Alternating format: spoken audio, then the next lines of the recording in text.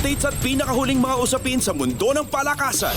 Atin ang pakinggan dito sa Ang Pilipinas Ngayon.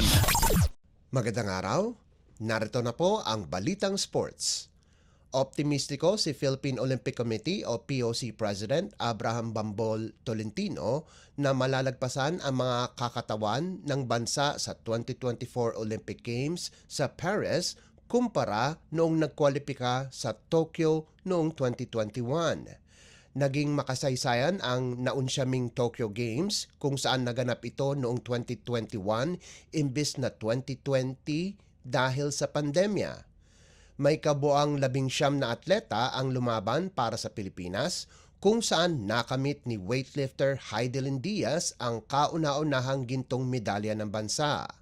Ang mga boksingero na sina Nesty Petesio at Carlo Paalam ay naiuwi ang silver medal at nakuha naman ni Yumir Marshall ang bronze. Sa ngayon, may 15 atleta na ang nagkwalipika para sa Paris Games. Ang boxing ang may pinakamalaking delegasyon kung saan 5 ang kwalipikado.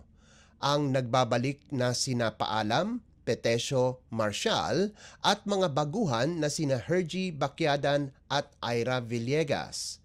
Sasamahan sila ng 4 na gymnast na sina Carlos Yulo, Alea Finnegan, Levi Ruivivar at Emma Malabuyo at 3 weightlifters na sina Elrin Ando, John Ceniza at Vanessa Sarno.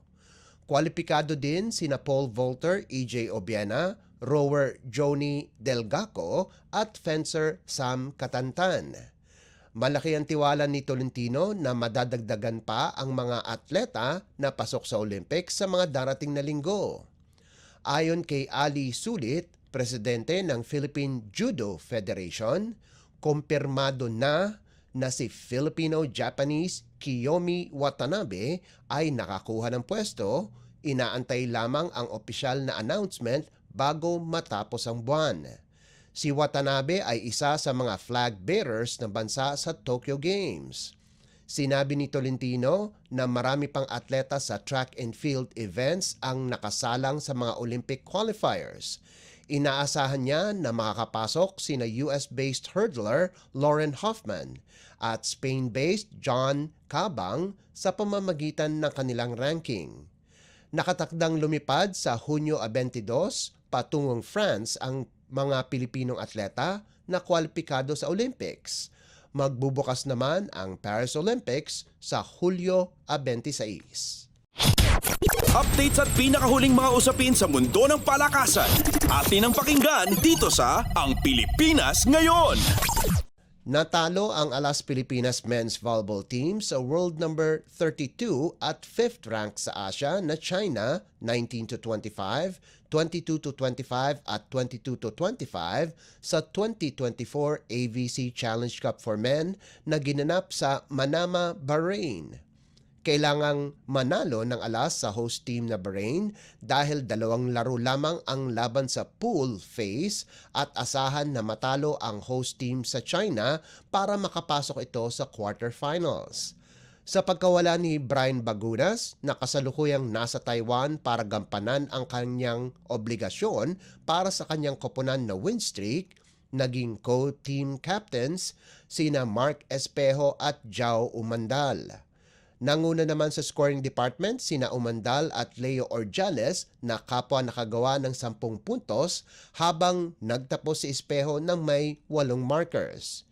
Ito rin ang debut ni back-to-back UAAP Men's Volleyball Most Valuable Player at 2-time Best Outside Hitter Josh Ibanez na naging libero sa pagkakataong ito.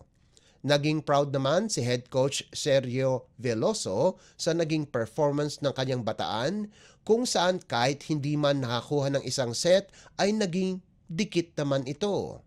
Ayon kay Veloso, malaking progreso ito para sa men's volleyball at kayang-kaya nilang makipagsabayan sa mga powerhouse teams katulad ng China.